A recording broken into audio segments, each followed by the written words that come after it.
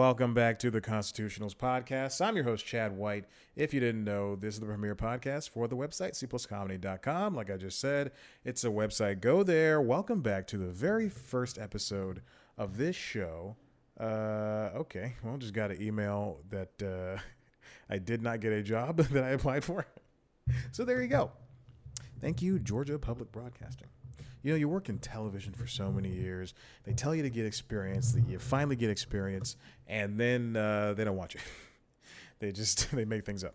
I'm hunched over in the latest version of the studio to this show, and I got to start this timer.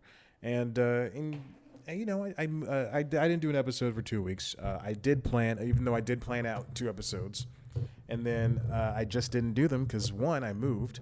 And then 2, after I moved, I said, you know what? I can take a week off. This is not news time. There does not need to be a weekly episode. Also, there wasn't really much news, and so I felt easy doing it. And then fast forward to last week, I was planning on doing an episode, and I had the same news that was still pretty timely, and I decided, you know what? Not in the mood. And here we are, 2 weeks later. I have finally sat down to record episode 173, I believe, or 4. One of those numbers for this podcast here in the new apartment, the new studio.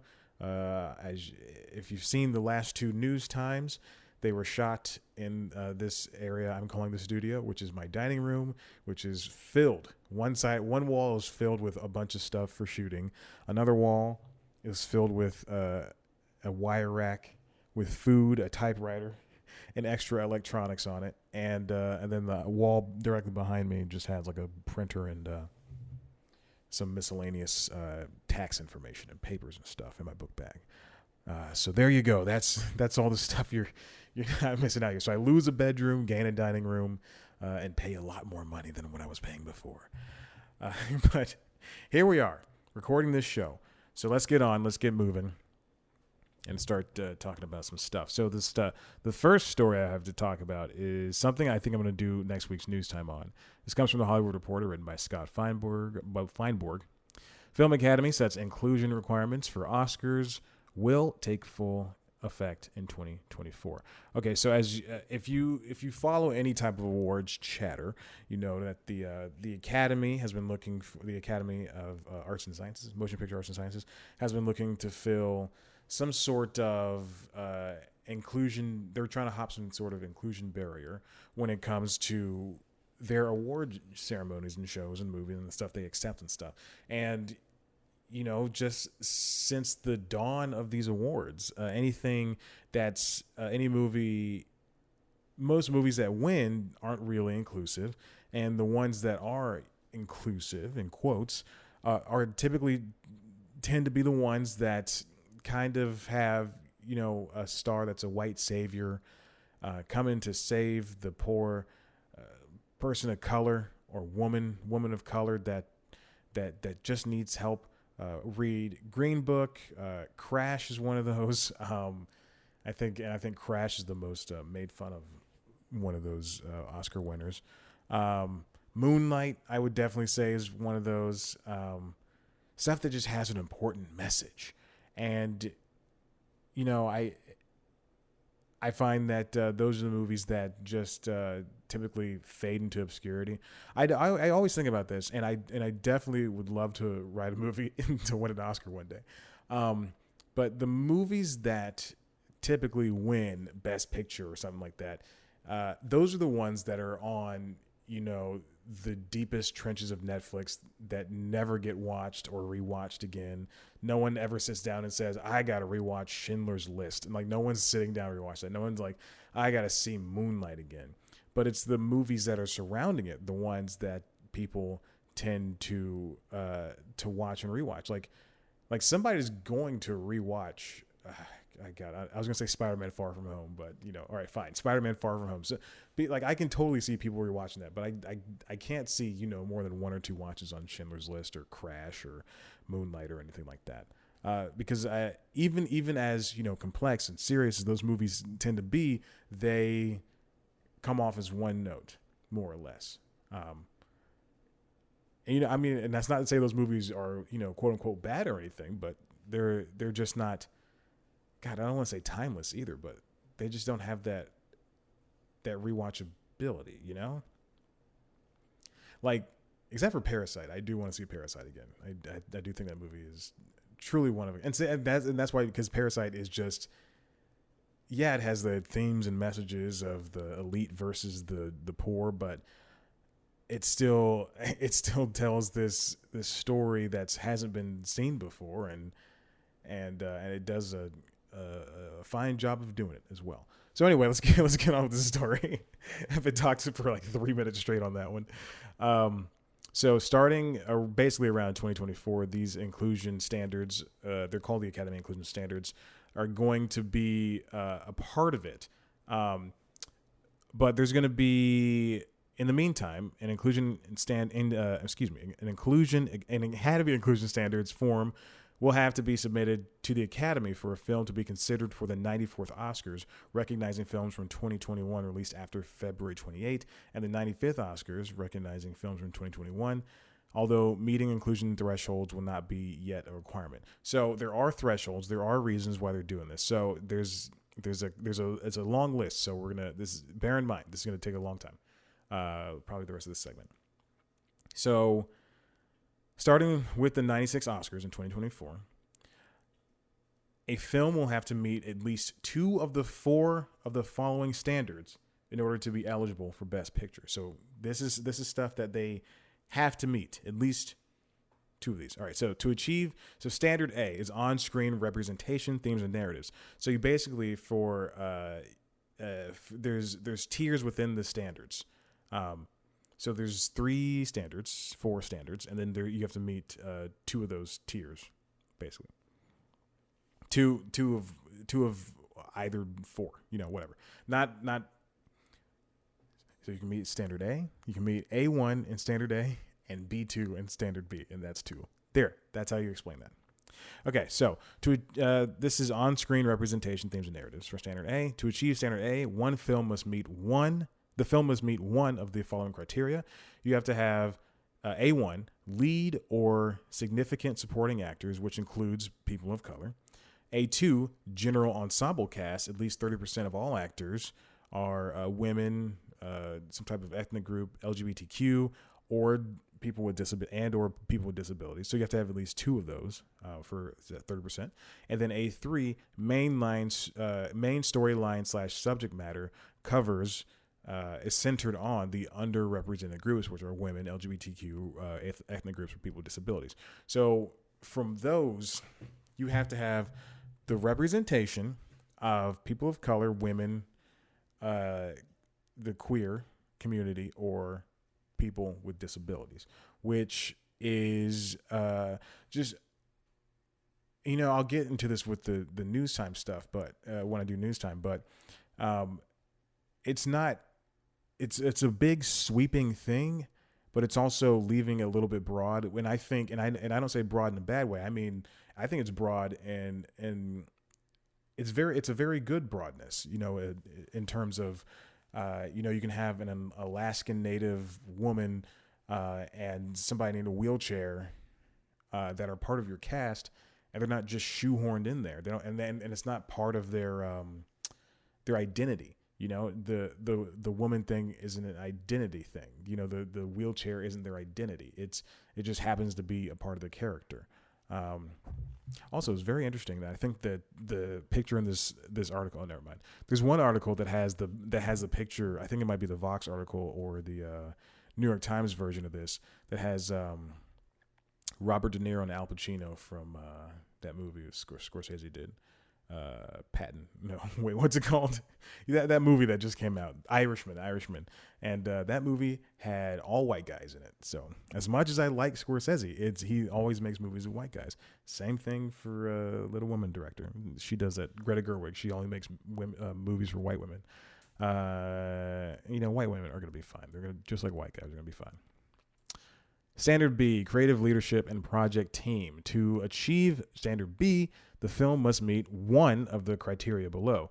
The creative leadership and department heads, so at least two people from the heads of the departments, such as casting directors or producers, production designers, makeup, one of those have to be women, ethnic group, LGBTQ, or people with disabilities. And then at least one of the positions must belong to the following underrepresented groups, which includes, the Asians, Latin people. I'm not gonna say Latinx because that's stupid. Black, uh, and so on and so forth. And then there's B2, other key roles. At least 6 other crew/team and technical positions, excluding the PAs, are from an underrepresented racial or ethnic group. Yes. So that's trying to get the crew. So if in front of the camera was standard A, was the A standards, then B standards are behind the camera. And then B3, overall crew composition, at least 30% of the film's crew must be part of women, ethnic groups, LGBTQ, or the disabilities. Great. So in front of the camera, we have this inclusion, and behind the camera, we have this inclusion. This is going to be wonderful just to force studios' hands at hiring different types of people, because you're always going to have no shortage of white guys with beards and glasses all trying to be a PA or be a gaffer, they're all those guys are gonna look the same. They're all gonna hang out. They're all gonna know each other. But when you have the queer people trying to produce, when you have people with disabilities trying to do makeup, when you have women who want to cast. If you want to be an Allison Jones, you can be an Allison Jones. You have to be a woman. She's one of the best casting directors out there.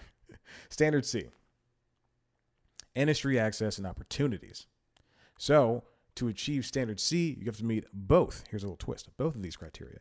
C1 is a paid apprenticeship and internship opportunities. So basically just opening up your company to women, ethnic group people, LGBTQ, and people with disabilities. And then C2, training opportunities and skills development. So you open up for the internship, and then at some point you're going to turn those small people into bigger fish in the pond ecosystem out there. So that would be good to see. And then D, audience development. The film must meet this criteria. There's only one criteria for D. Representation in marketing, publicity, and distribution. I believe last year there was a big hubbub about how Netflix chose the pictures for its TV shows and its movies. If you look, no one person's Netflix is going to look the same as the next person's Netflix queue and all that stuff. And you'll see, how sometimes if you load up the app, you'll see like, I don't know, Warrior Nun. Is that a show? Warrior Nun has a different photo each time. That changes and is based on the algorithm and all this stuff. But Nicole Byer on Nailed It, I think the picture for Nailed It only featured Jacques Torres and I think the line producer Wes, and it didn't feature her even though she's the main host. And people, like, she mentioned it, but then people like took it to a whole nother level. I was like, this is racist. Netflix is racist. And no, it's just the algorithm. And Netflix looked into it and said, we're sorry for this. And, we'll change it and all that stuff. But it is an algorithm. And so when you have, and then let me tell you another thing. I'm sorry. What's Steven Soderbergh's movie? Get Lucky? Is that what it's called? What is Steven Soderbergh's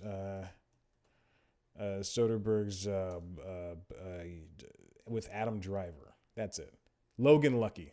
Logan Lucky was heavily marketed throughout the South and the NASCAR regions, Georgia, Florida, Alabama, Tennessee, all those areas, in the Bible Belt too. But it was like only, kind of partially, it was still regularly advertised in the places without NASCAR, and it was mostly heavily advertised in the NASCAR regions because it's a movie about NASCAR. but it's a NASCAR heist. So you have to be able to, and so with that, they knew what they were targeting. So with this audience development, you have to be able to target everybody. Everybody. It's not saying don't go for your regular target audience, which the NASCAR people are going to want to see Logan Lucky. But for this, it's also saying make sure that. Oh wait, hold on. Am I wrong? Oh, okay. Well, I just told two stories. I had nothing to do with this. It's just saying the people this is D1 audience development, representation in marketing and publicity and distribution, is saying that in-house senior executives from among the following underrepresented groups on their marketing, publicity, and or distribution teams. So just make sure your team is diverse. But that still stands. If you're gonna market somewhere, market right, but then also market for everybody else. Hey, look, I like to be wrong. Those are the eligibility requirements that we'll see going forward. This is going to there's going to be different requirements for different categories too. But this is going to be, in 3 years is too short of a time, but I guess all the movies that are going to be up even next year are already being made or already made. So this is interesting. I do think it is a good way to get people in there, but I don't know if it's going to be a force of change, and if it's going to be a meaningful force of change, wherein that the Oscars are the movies nominated for Best Picture are already kind of soapy, with what's that movie, Green Book? It's already kind of soapy. And heavy-handed and stuff and white savory. So I can only imagine the movies that come from that. Listen, we're going to take a break, and when we come back, we'll get the second half of this show. Let's go to a break, baby. Okay, here we go. Let's go right now. It's loading, and this is embarrassing. All right, this is usually where the music would go. So...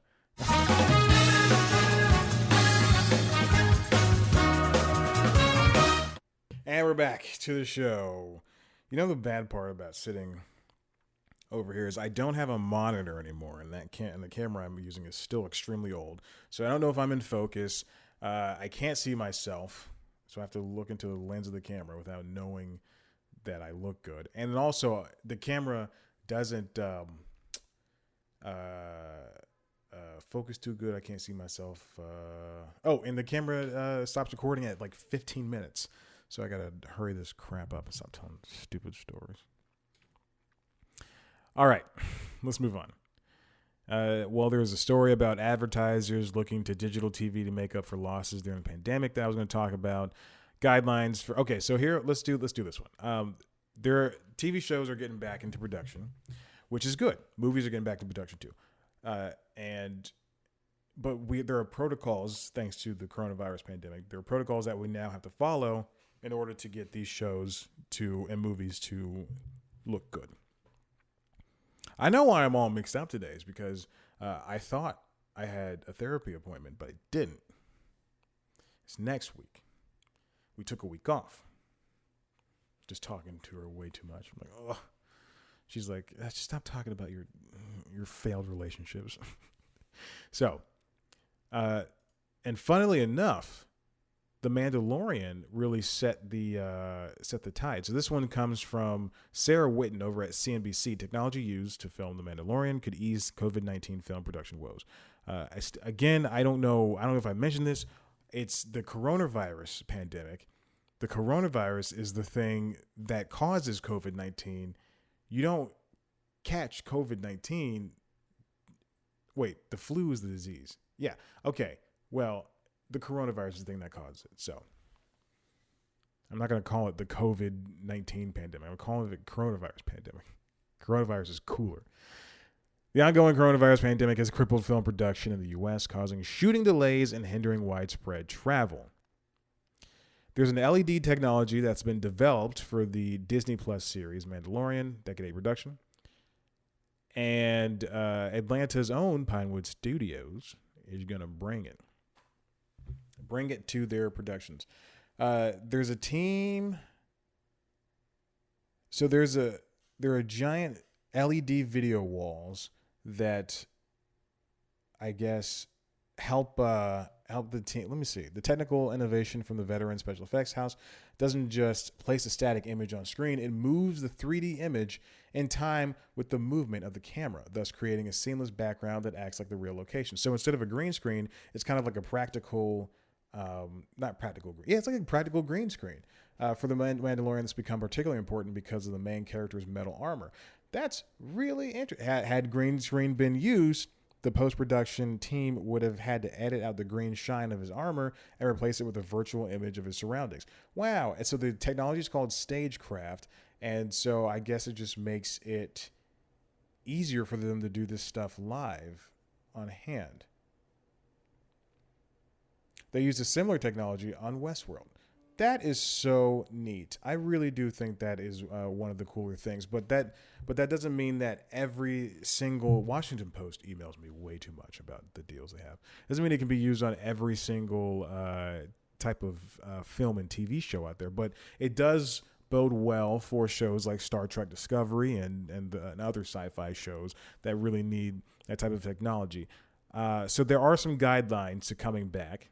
Even though there's technology in place for them to come back, there's guidelines. This comes from CNBC, also written by Sarah Whitten. Los Angeles is ready to resume TV and film production. Here are the guidelines for the people on set. So, you're allowed to start. Obviously, this is back in June. This is articles from back in June. So you're allowed to start, but production basically started now. So you have to have a big plan to go in. LA County has strict rules, which include health checks, social distancing, and the use of personal protective equipment on set.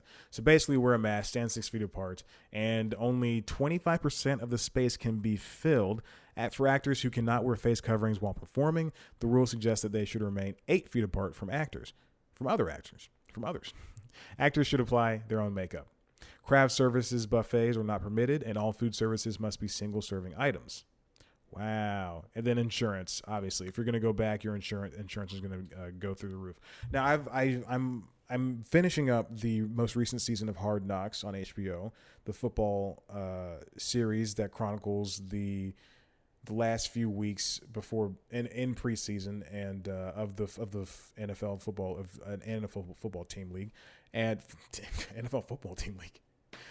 And one of the two of the teams that they're covering two teams, and it's both LA teams, the Chargers and the Rams, and they show the technology that the guys have to go, and the entire team has to go through in order to go to practice and everything. So, like unlike the NBA bubble, they do get to come home, but they still have that same technology where it's an instant scan, or like they get to swab up the nose or the spit in the vial or whatever. They have to wear these bands that say they're too close to people. They have to wear masks or gaiters to practices and everything, and meetings.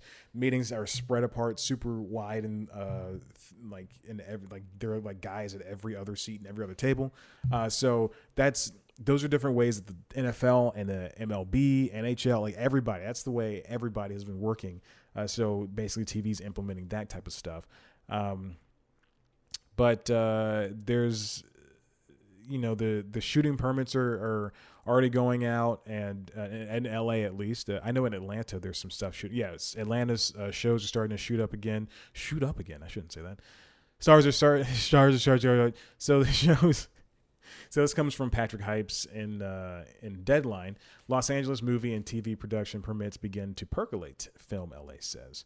So there are already shows that were made during the pandemic, such as Freeform's Love in the Time of Corona, which is a show that pisses me off to no end. Because I have not experienced Love in the Time of Corona. I've been alone. And B, how dare they shoot a show that fast and make it look even half as decent as it appears to look, as the trailer makes it look. Netflix, Ryan Murphy's Netflix musical comedy The Prom is coming back, Songbird.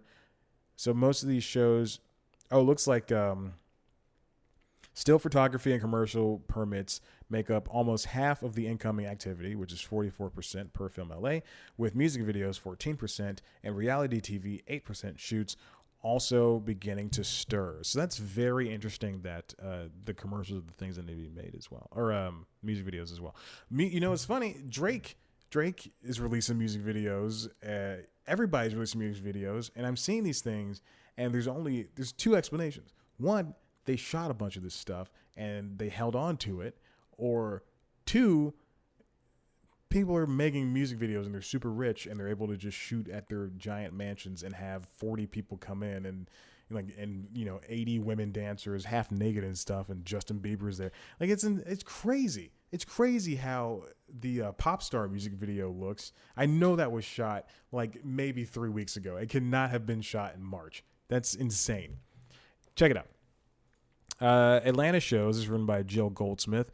Atlanta production ramp up and over at Deadline. Production ramp up underway despite surge in COVID-19 cases in the region. Now, very interesting. People in Atlanta seem to think that the pandemic is over. I don't understand. You're throwing parties. You're doing this stuff. A spokesperson for Pinewood Studios Atlanta, which has 18 sound stages, said advanced teams are back.